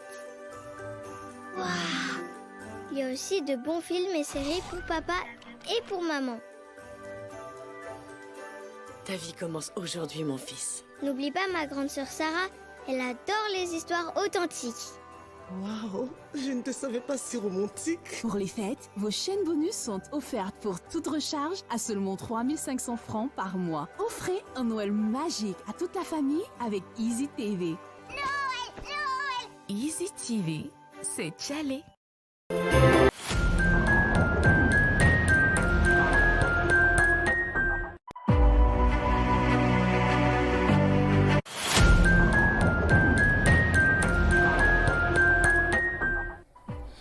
Nous sommes justement le 1er décembre et vous avez compris, on célébrera Noël dans exactement 24 jours. Ce sera le 25 décembre au niveau de votre chaîne de télévision Info TV. Les petits parcours commencent à être mis dans les grands pour avoir justement de merveilleuses fêtes de fin d'année. Et vous pouvez le constater avec notre couleur d'antenne qui change progressivement. Lorsque nous avons dit cela, nous prenons l'instant de l'analyse de ce matin. Je vous l'ai dit en ouverture, nous partons du côté des instituts supérieurs de formation au Cameroun et dans certains pays africains. Une interrogation, ces instituts de formation supérieure ont-ils encore une bonne crédibilité pour ce qui est de la formation? Je passe d'abord la parole à Samuel Bonjor. Samuel Bonjor, d'abord une analyse d'ordre général. Quel est le regard général que vous jetez justement sur ces IPES BTS, ces instituts supérieurs de formation? Non, je vais dire que on peut se féliciter quand même de la multiplicité des offres de formation qui sont disponibles désormais au Cameroun, et ceci dans toutes les 10 régions du pays et même dans les départements. Il y a des écoles qui sont même déjà spécialisées dans certains métiers locaux tels que les beaux-arts, la sculpture, l'aquaculture, la pisciculture et autres. Je crois que ce sont des métiers qui peuvent permettre d'avoir un accès direct vers l'auto-emploi et vers la production locale. Maintenant, au-delà de ces formations, le bas blesse régulièrement parce qu'il n'y a pas d'accompagnement. Il y a une faiblesse au niveau de l'accompagnement de ces produits qui sont mis sur le marché. C'est pour cette raison que nous avons tendance à croire que ces formations ne sont pas performantes ou ne sont pas compétitives. Vous voyez par exemple quelqu'un qui sort d'une école de finance et puis se retrouve en train d'aller faire le bensikin ou le parce qu'il n'a voulu faire le call box. Vous voyez, alors qu'il a un BTS à monnaie finance. Oui, quelqu'un qui a fait des séances en orthopédie ou bien en kinésithérapie, qui n'a pas de possibilité de s'installer, se retrouve en train de vendre l'huile de palme ou la friperie au marché. Et ceci est de nature à tuer la qualité de la formation qui est donnée, et même au niveau aussi de la psychologie même de l'enfant, parce que quand l'enfant sait qu'il va aller à l'école et que son grand frère qui a fait cette même école avant lui est en train de taper les commentaires et de jouer au pari foot au quartier, lui-même psychologiquement il est dans dans les prédispositions à ne pas se mettre à fond dans la formation parce qu'il n'y a pas de débouché. Donc il faut véritablement que ce soit un schéma complet qui soit visible et lisible. Quand le ministère de l'Enseignement supérieur finit de produire ces jeunes diplômés, il faut qu'il y ait une récupération de ces jeunes diplômés directement pour qu'ils soient mis sur le marché de l'emploi ou alors qu'ils soient recyclés dans tel ou tel.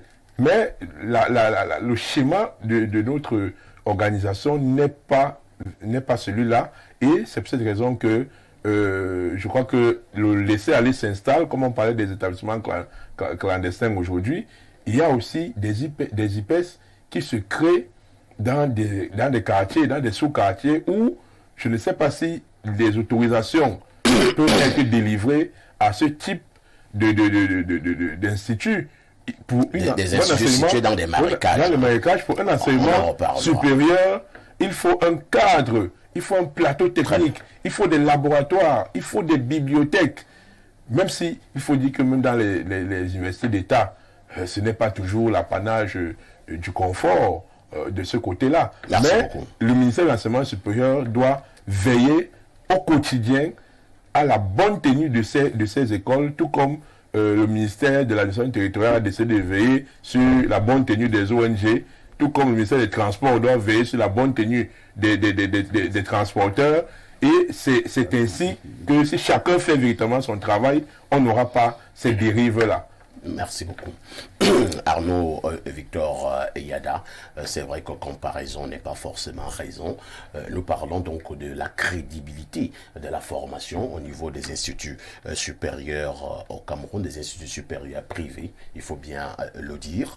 Alors, lorsque vous prenez quand même, pour le cas du journalisme, un enfant qui a été formé par exemple à l'école supérieure des sciences et techniques de l'information et de la communication, notre vieille ESTIC, et un autre enfant qui a été formé dans un institut supérieur en journalisme, il a obtenu un BTS ou une licence professionnelle.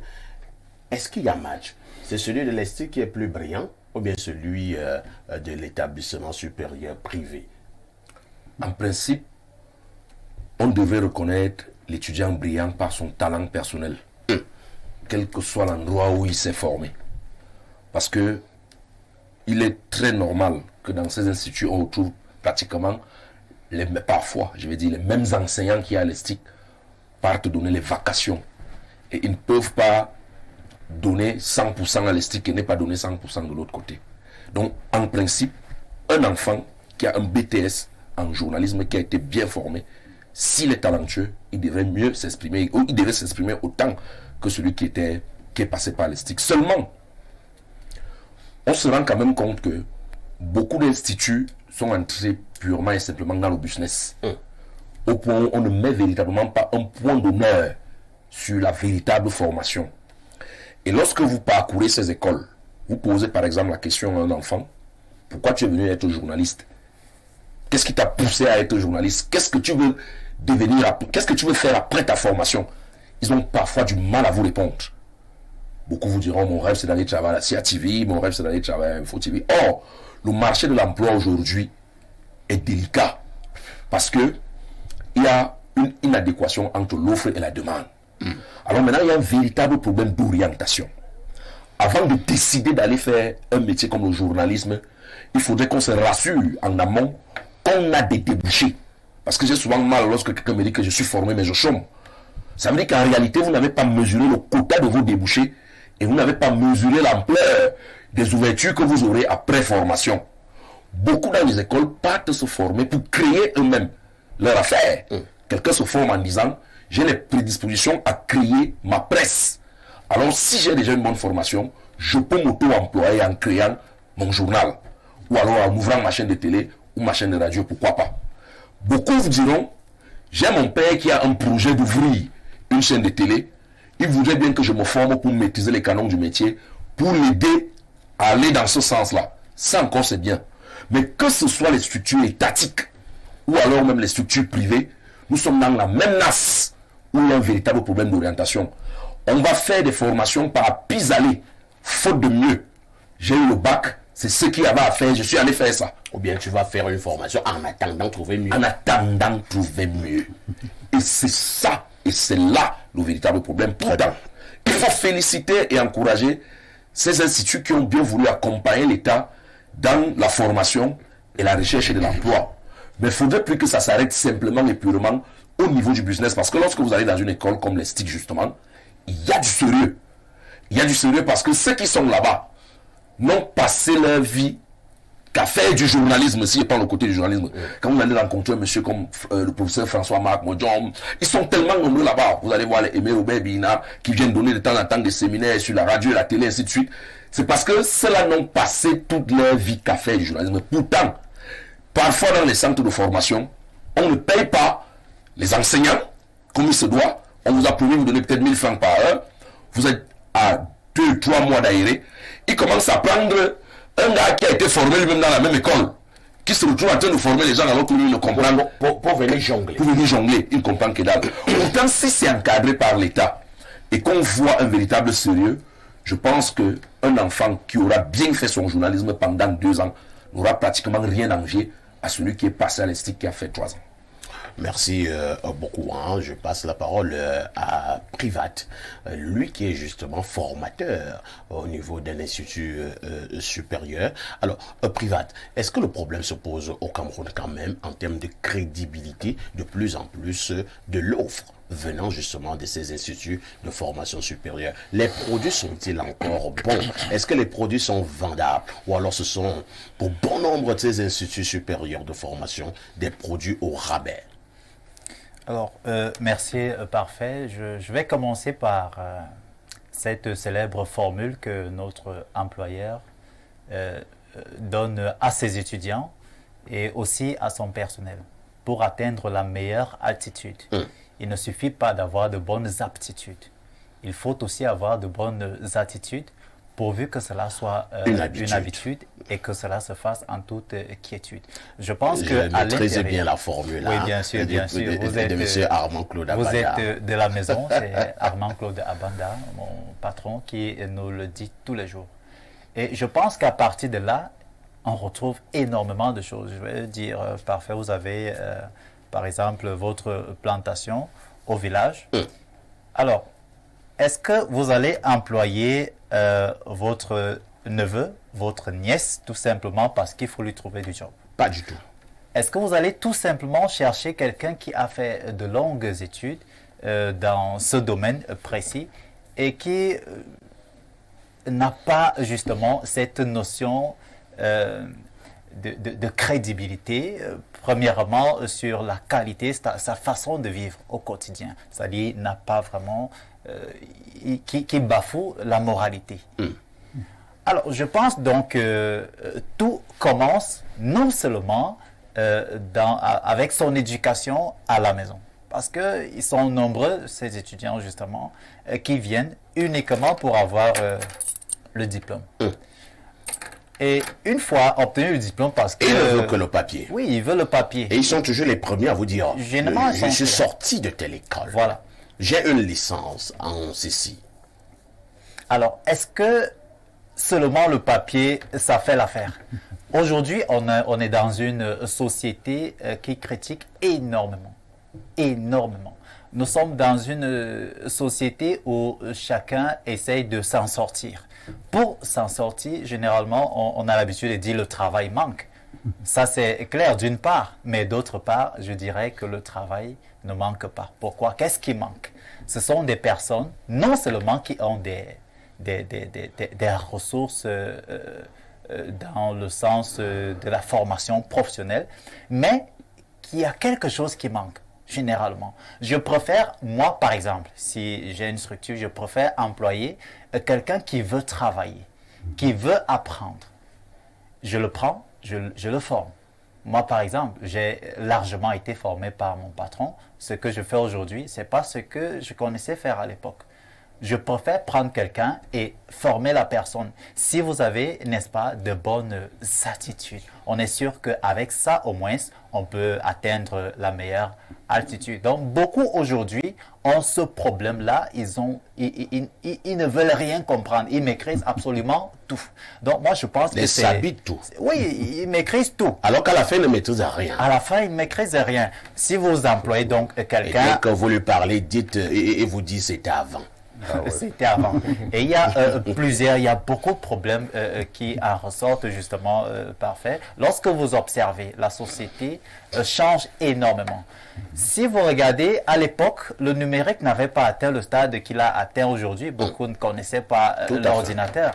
C'est vrai, beaucoup travaillent largement là-dessus parce que le représentant résident de l'IA Cameroun, il est en train de vulgariser cet outil informatique qui, à l'époque, était considéré comme étant un outil réservé à des personnes nantis. Outil élitiste. Voilà, c'était uniquement pour des élites, pour des personnes qui ont beaucoup d'argent. Mais aujourd'hui, on se rend compte que même au village, il y a des grands-parents, il y a des parents qui peuvent saisir carrément son rapport. Il y a des mamans qui le font aujourd'hui et ils n'ont plus ce fruit qu'ils avaient avant parce que généralement avec le projet MEGEF 2035, le représentant a déjà eu à former plus de 5 000. On est en train d'atteindre plus de 50 000 bien sûr, plus de 50 000. Donc plus de 500 000 autant pour moi parce qu'on est en train d'atteindre la majeure partie justement de ce qu'on doit former à l'horizon 2035. Et là, vraiment, on veut faire droit. Est-ce qu'aujourd'hui, le droit, lorsqu'on arrive à l'université de Yaoundé 1, Yaoundé 2, ils sont nombreux qui veulent faire droit. Est-ce qu'aujourd'hui, le droit paye encore comme l'informatique de nos jours? Donc, beaucoup aujourd'hui, ils veulent seulement avoir de l'argent, comme là c'est bien dit M. Yada tout à l'heure. En fait, on ne recadre pas, c'est comme si on n'a pas réfléchi au départ. J'ai obtenu mon baccalauréat, j'ai présenté tel concours, j'ai présenté tel autre concours, j'ai tout raté, et puis il y a telle formation qui m'a été présentée par mon oncle. Il faut absolument aller faire une formation, et on bâcle la formation, et puis à la fin, on se rend compte peut-être on a été recruté dans une entreprise, il n'y a pas de rendement. Il n'y a pas de rendement parce que, premièrement, ce n'est même pas ce qu'on voulait faire au départ. Ce n'est pas ce qu'on voulait faire. Et aujourd'hui, on voit la crédibilité de la formation au sein des instituts supérieurs. Vous allez jeter. Et justement, je vais chuter en disant tout simplement que il est certes vrai, toutes les institutions ne font pas le boulot comme cela se doit. Pourquoi? Parce que généralement, lorsqu'on regarde même, pendant qu'on forme, lorsque j'encadre, je prends un exemple précis, lorsque j'encadre les étudiants qui sont venus faire un stage académique, celui qui sort de telle institution, telle autre institution, on peut déjà voir justement ce qu'il y a là-bas à l'école à travers sa manière de fonctionner. Donc je pense que ce problème, il est très important. C'est donc un problème très important. Je passe la parole à Gabriel Ekaona. Gabriel Ekaona, je pense que Samuel a commencé à vouloir relever cet aspect des choses. Nous assistons de plus en plus à un foisonnement d'instituts supérieurs privés. Même s'il faut dire que nous encourageons le fait qu'il y ait de plus en plus d'instituts supérieurs privés, mais beaucoup naissent quand même dans des conditions bizarres. Vous arrivez là où cet institut est basé, c'est pratiquement dans un barricage. Vous vous demandez bien si c'est un institut qui forme des hommes normaux, mais ils sont là, ils prennent de l'argent, telle formation, 500 000, l'autre formation, 800 000, ainsi de suite, ainsi de suite. C'est devenu un business ou alors c'est toujours la recherche de la formation et surtout de l'excellence. En fait, c'est comme si tu as donné toutes les réponses. Le business, mais pas tout à fait la recherche de l'excellence. Parce que pour ouvrir un institut, il y a toute une procédure. Et cette procédure, comme les écoles, comment on les appelle, les primaires et secondaires. Je crois que pour ouvrir une école primaire, il faut avoir un certain niveau, je crois que c'est bac. Et maintenant, pour ouvrir un établissement secondaire, il faudrait avoir une licence. Et je crois que pour l'institut, on devrait être au-dessus de la licence. Mais les promoteurs qui ouvrent ça sont bloqués au niveau des procédures. Bon, comme certains d'entre nous, d'entre nos frères qui sont déjà engagés dans la recherche ils cherchent en fait des voies pour pouvoir ouvrir des structures, quelle que soit la structure qui puisse donner de l'argent. Ceux-là sont engagés et ils ouvrent n'importe comment, des fois avec un faux papier. Il y en a qui sont scannés ici dans des structures obscures telles que la Poste et le Cradat. On scanne les papiers de l'autre, on va les transposer dans un autre établissement. On a eu un établissement au niveau de... Je crois que le ministère a fermé cet établissement au niveau d'un Kwaban qui était carrément installé dans un bar. Un institut privé? Oui. Dans un grand bar. Le bar avait des chambres derrière. Vous êtes sérieux? Non, mais très sérieux parce que moi j'ai vécu la scène. Et j'étais même la première personne à appeler. De temps en temps, nous prenons cours, de temps en temps, nous prenons une bière. Il y avait des chambres d'auberge derrière. Incroyable. Et c'est ces chambres d'auberge qui ont été transformées en salle de classe. C'est-à-dire, on a eu à faire cours dans une chambre d'auberge. On a parlé de ça fatigué dans les radios. On a tout fait, mais jusqu'au jour où on a décidé donc d'en découdre. Et nous, on est allé chercher les télévisions pour qu'on vienne assister à la fermeture de cette histoire. Vous savez, nous ne savons plus quoi dire parce que quelqu'un, c'est qui n'a pas les capacités de pouvoir gérer une structure. Vous n'allez pas voir, c'est pas parce qu'on nous a dit que certains de nos frères ont vendu les arachides, et ils ont atteint un certain niveau, que l'on peut aussi, tout le monde... Est-ce que c'est d'abord vrai? Bon. Monsieur, car vous pouvez vendre les arachides et devenir milliardaire. Je ne sais pas. Un coûte 5 000. Un grand arachide coûte 5 000. Je ne sais vraiment pas comment on peut partir des arachides pour atteindre le stade de milliardaire. Alors, nous, on a essayé. On n'a même pas atteint même pas 100 million, même pas 100 000 francs. Et on s'est découragé en chemin. Donc, voilà des choses, des histoires qui nous amènent à avoir des étudiants qui n'ont pas de niveau, qui ne peuvent pas compétir. Lorsqu'il y a un concours, ceux-là ne peuvent pas aller au front pour dire nous allons, bien sûr qu'il y a la corruption, Mais il faut quand même avoir un certain niveau. Je connais un certain haut fonctionnaire d'État, lorsqu'il fait des recrutements, il dit je veux tout au moins ceux qui ont 12. Pour que l'on ne dise plus que, même si on va te repêcher de là pour dire qu'il y a eu corruption, mais que tu aies quand même eu un niveau considérable pour qu'on te prenne. Hein, parce qu'on ne veut plus entendre que les gens ont fait le concours. L'État doit faire son travail. L'État doit faire son travail, mais il y a beaucoup de travail à faire. Je crois qu'ils ont. Donc, ça veut dire qu'il ne manque pas de l'emploi au Cameroun. Nous allons encore lire ces nombreux messages des téléspectateurs à travers le monde.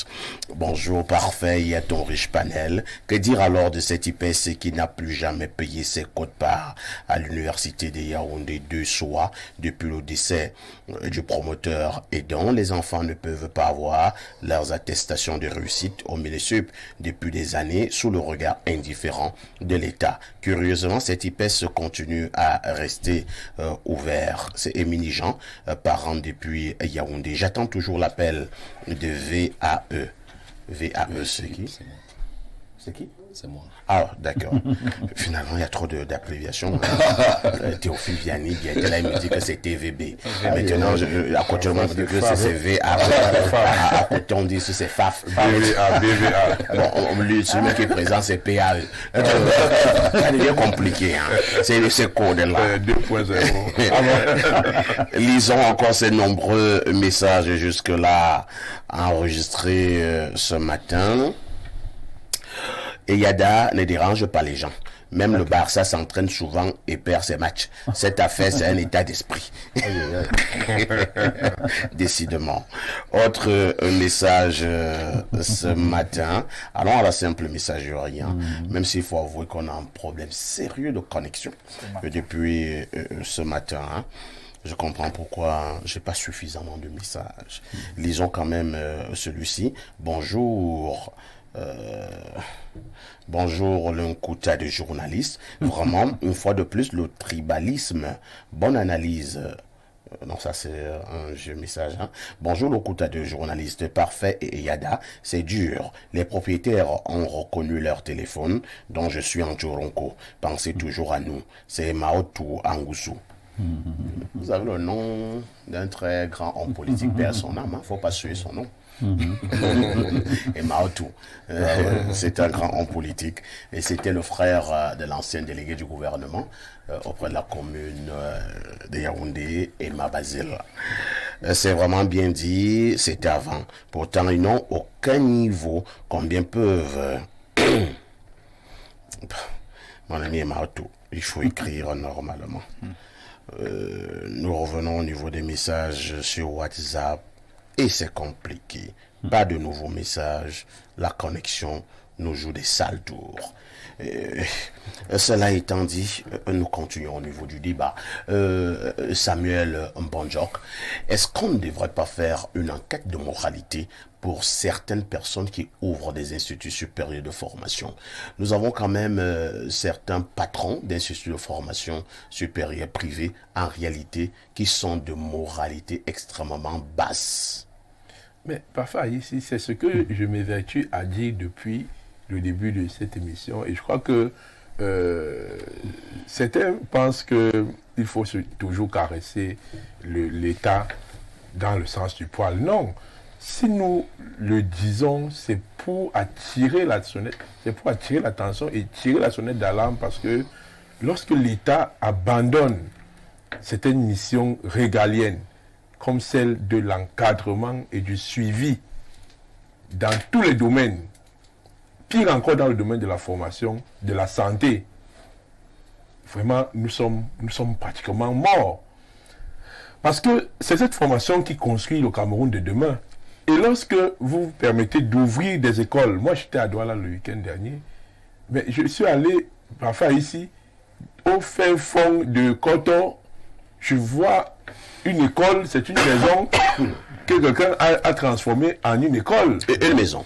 Une maison avec 2 chambres, salon, cuisine, et il y a la cour. Incroyable. Il a divisé avec les contreplaquets, et les enfants, on a mis le drapeau dessus, on a mis le drapeau à la cour, et les enfants viennent, ils sont à l'école. Et à l'école. Maintenant, qu'est-ce que l'État, quand on parle de l'État a des démembrements. Il y a des délégations régionales, il y a des délégations départementales, il y a des délégations même d'arrondissement. Mais toutes ces institutions doivent remonter l'information ou alors doivent avoir des mesures de sanction. Mais vous allez voir que lorsque quelqu'un est venu à Yaoundé, il a ouvert une école à Kroto, il est le cousin de tel à Yaoundé, le délégué régional ne peut jamais fermer son école, d'ailleurs il n'en a pas compétence. Le délégué départemental non plus. Hein? Il faut que tout vienne de Yaoundé. Il faut attendre que le ministre de l'enseignement supérieur sorte de son 17e étage pour venir regarder un institut qu'on a créé à Yingi ou à Yabassi.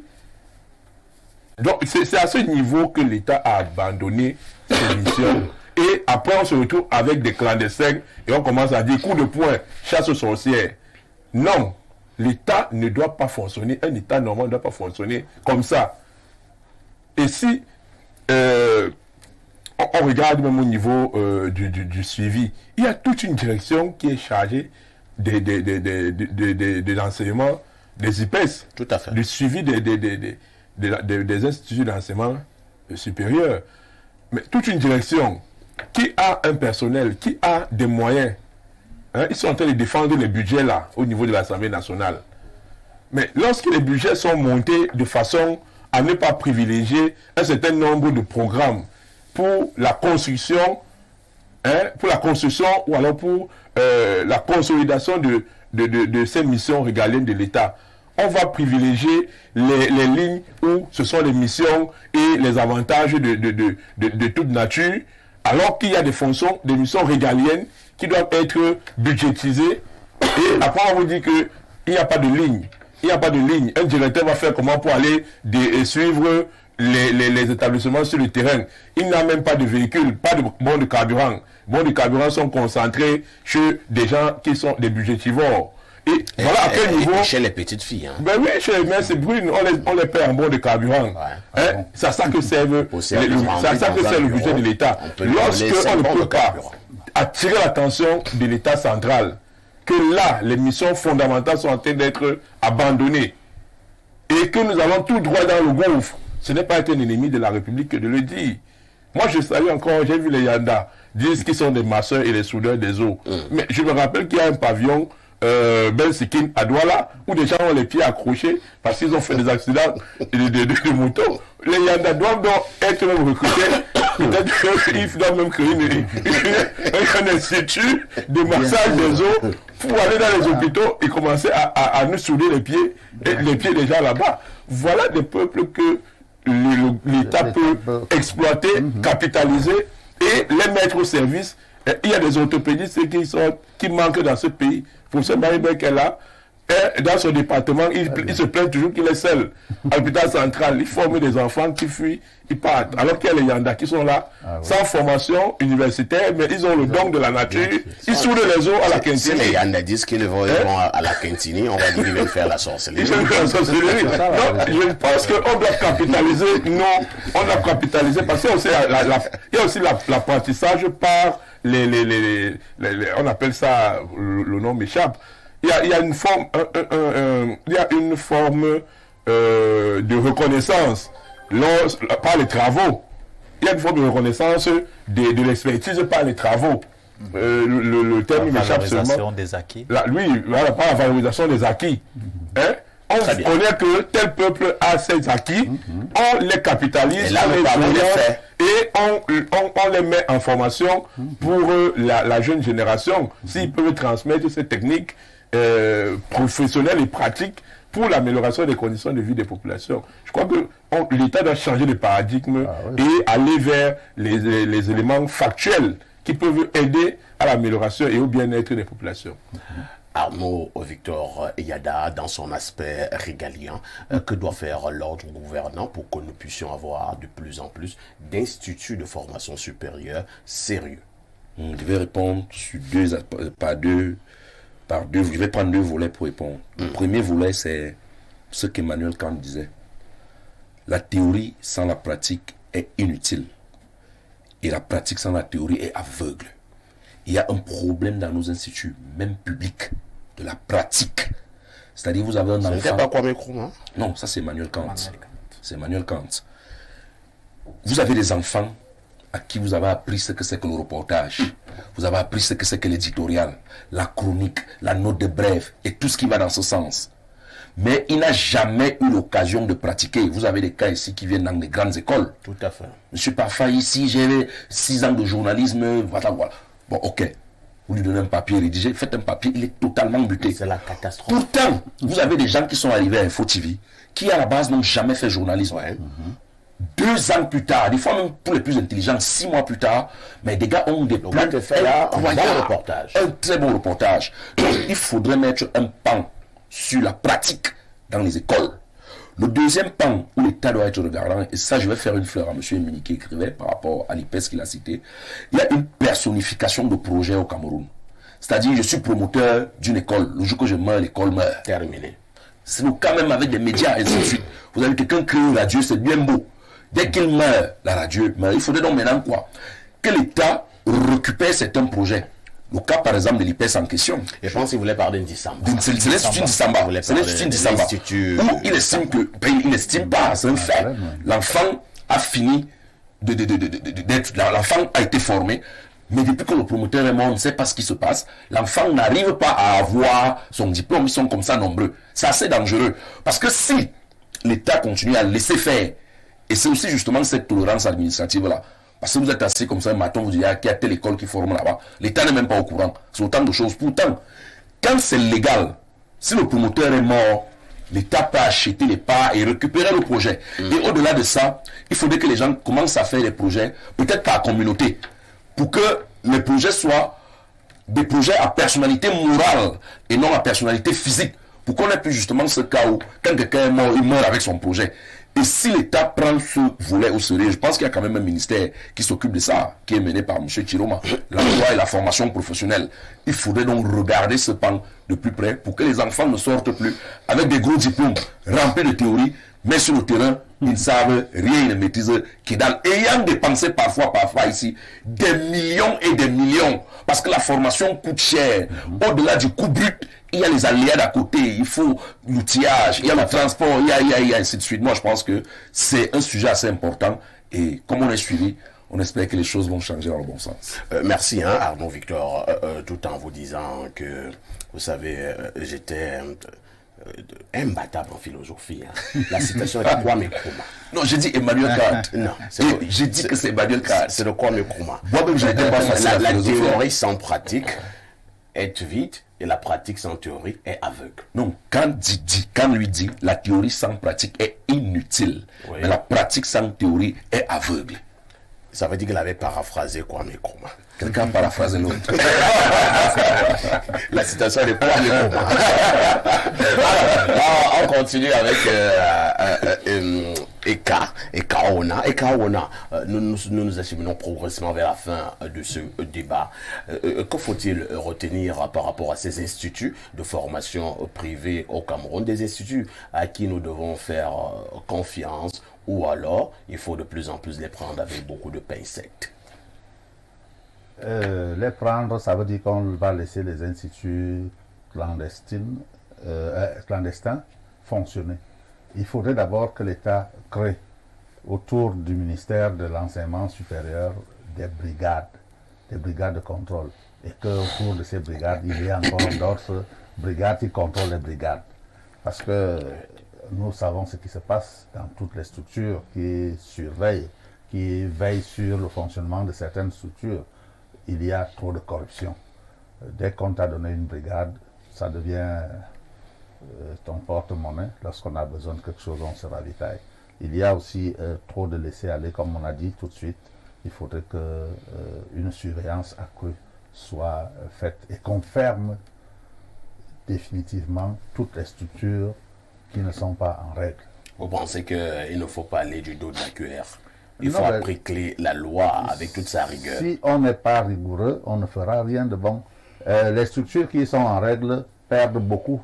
Vous savez, comme il l'a dit tout de suite, ça coûte cher de payer une formation à 1,8 million.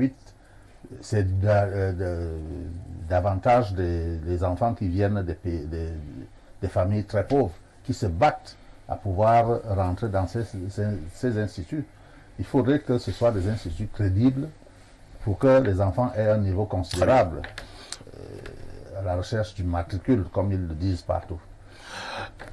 Private Nzam, est-ce que nous ne devons pas être d'accord au moins sur un aspect, même si nous ne sommes pas du même bord politique, même si nous sommes d'obédience religieuse différentes, même si nous ne partageons pas nos avis, nous n'avons pas le même avis sur André Onana, mais est-ce qu'on ne devrait pas quand même être d'accord sur un aspect? L'on ne blague pas avec l'éducation. L'éducation, tout comme la santé, ce n'est pas une affaire d'imposteurs.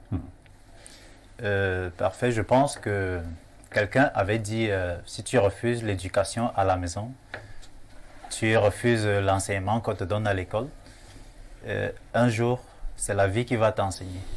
Moi, je pense que cette thèse-là, je la soutiens carrément, parce que généralement, il est certes vrai, beaucoup de personnes cherchent rapidement de l'argent. Rapidement, c'est ça qui est déjà dans nos têtes. On veut seulement gagner de l'argent. Et là, il y a beaucoup de choses qui vont... Parce qu'il faut faire chaque chose en son temps. Il faut commencer par se faire former, maîtriser le travail, essayer de s'améliorer au quotidien. C'est-à-dire, l'argent vient seul. L'argent vient seul lorsqu'il y a des résultats. Mais au moment de faire la formation, au moment de se perfectionner, on ne pense qu'à de l'argent. Ce qui est sûr, c'est qu'il n'y aura pas des résultats. Il faut qu'on soit justement d'accord sur autre chose. Vous pensez que l'éducation n'est pas le domaine par excellence où l'on devrait se bourrer les poches? De façon claire. L'éducation devrait être régularisée, dans le sens où, premièrement, on devrait commencer par former la personne et revoir l'aspect argent plus tard. N'avez-vous pas l'impression, Private, que si l'on laisse entre les mains des bandits, des imposteurs, des bandits à col blanc, de ces gens de moralité douteuse, si on leur laisse l'éducation, nous tuons un pays? C'est clair que notre pays est tué, et regardez, beaucoup de parents vraiment, je déplore cela, beaucoup de parents sont dupés, parfait. Parce que lorsqu'on, vous voyez, on crée ces institutions, ces écoles, un peu de partout, on voit un gros nom, on voit de beaux bâtiments qu'on a loués quelque part, on a juste refait les peintures et tout le reste. On a comme l'impression que c'est quelque chose de sérieux. C'est lorsque l'enfant a fini la formation qu'on se rend compte que justement, ces diplômes, on ne les reconnaît pas.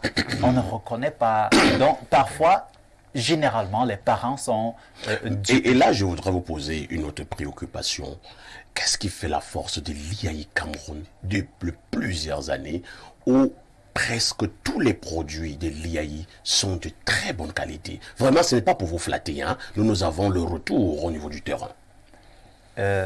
C'est parfait. Je vais dire, nous avons à la tête de l'IAI Cameroun, particulièrement, cette représentation a à sa tête un monsieur formidable. Je peux vous montrer, je peux vous dire, je peux avoir quelque chose à poser comme question. Si j'écris à mon boss, à minuit 5, à minuit 6, il a répondu. Oh là là. C'est-à-dire, il est connecté, c'est-à-dire, on fait un travail tellement extraordinaire. Il ne dort presque pas. Il ne dort presque pas.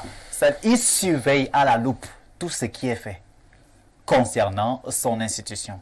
Donc, je pense que lorsque la tête tient vraiment les règnes, les démembrements vont... Ordonnable par ces fruits. Hein. C'est clair, parce que... Et les produits d'un institut sont à l'image du promoteur.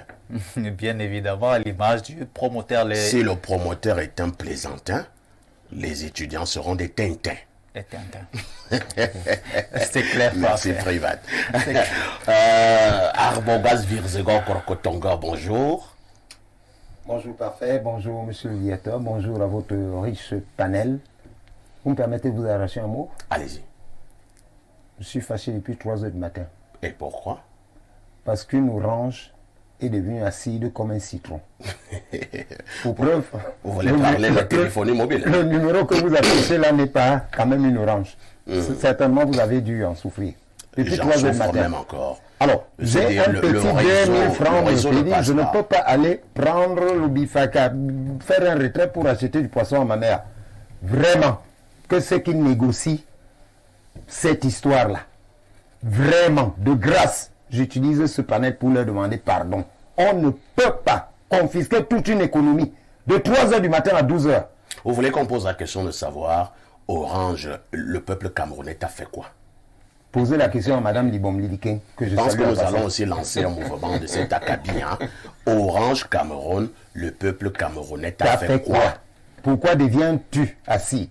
Merci beaucoup. Alors que tu étais sucré. Le message est passé à Arbogaz Virzegor Korkotonger lorsque nous le recevons ici tous les jeudis sur Espace Miné. Sachez qu'il s'arrête à partir de 21h dans le cadre de son programme Angle Mystique. Qu'avons-nous au programme, au menu ce soir, Arbogaz? Au menu ce soir, c'est pratique de sorcellerie en football. Pratique de sorcellerie en football? En football. Ah bon? Et là, nous pourrons essayer d'élargir la thématique en disant, est-ce que ces pratiques de sorcellerie constituent-elles un avantage ou un danger pour notre équipe nationale? Pratique de sorcellerie en football.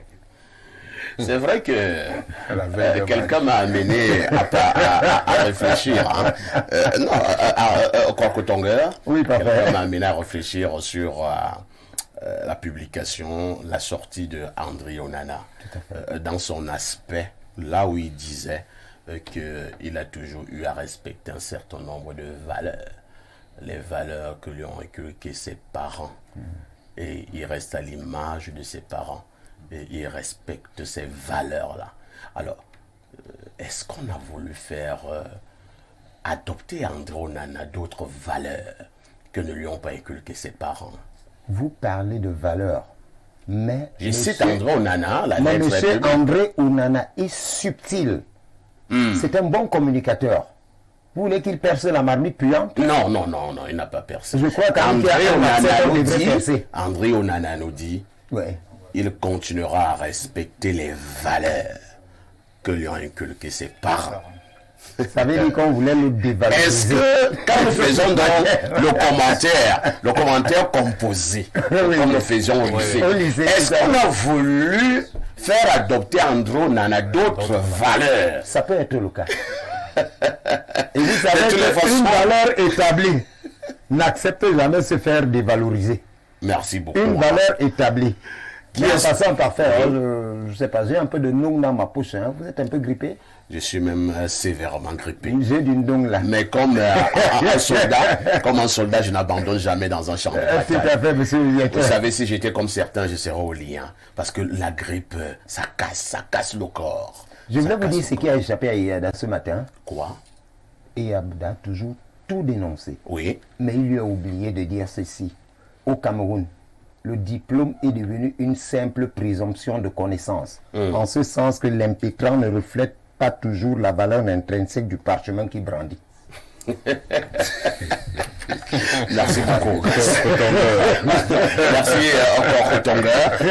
On retient simplement que ce soir, vous donnez rendez-vous à nos téléspectateurs à partir de 21h dans le cadre du programme Angle Mystique. Et vous allez parler de sorcellerie en milieu de sport. En football. Sorcellerie en football. Ouais. Et vous parlerez beaucoup des Lions indomptables sur cet aspect des choses. Comme par exemple. Merci beaucoup d'être là ce matin. C'est la fin de ce programme. On dira merci à Private Intam, qui est ce jeune formateur du côté de l'IAI Cameroun. Il est par ailleurs le sous-directeur de la gestion du parc informatique des étudiants de ce côté. Je réitère mes salutations à l'endroit du représentant résident de l'IAI Cameroun, le très célèbre Armand Claude Abanda. C'est toute une école. À côté de vous, on dira aussi merci à Samuel Mbonjok. C'est le DPD Direct Info, incontournable sur les réseaux sociaux aussi. Et pourquoi ne pas remercier Arnaud Victor et Yada. On dira aussi merci à Gabriel Ekaona. C'est le promoteur culturel du festival Yanda qui aura lieu du 9 au 11 décembre prochain du côté de Kununganga. C'est dans le sud profond, 14 km après Ngomjap. Arbogaz Virzegor Korkotonga est également venu nous dire bonjour ce matin dans le cadre de son émission Angle Mystique à 21h. N'oubliez pas qu'à 20h, vous aurez le journal en français, à 19h, le journal en anglais, à 17h le grand soir. Mais dans une trentaine de minutes, vous retrouverez les plus belles femmes de la Terre dans le cadre de leur programme intitulé Les Amazones. Avec tout ceci, que